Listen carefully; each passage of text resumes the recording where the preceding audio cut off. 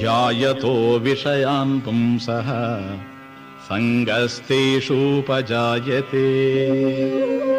సంగాత్ సంజాయతే కామః కామాత్ క్రోధోభిజాయతే క్రోధాత్ భవతి సమ్మోహః సమ్మోహాత్ స్మృతి విభ్రమః స్మృతిభ్రంశాత్ బుద్ధినాశః బుద్ధినాశాత్ ప్రణశ్యతి.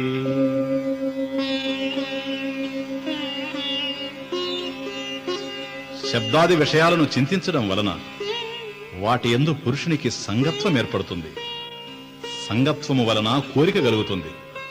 కోరిక వలన క్రోధము పుడుతుంది. క్రోధము వలన మోహం ఏర్పడుతుంది. మోహము వల్ల విస్మృతి కలుగుతుంది. విస్మృతి వలన బుద్ధి నశిస్తుంది. బుద్ధి నశించుట చేత మానవుడు తానే నశిస్తుంది.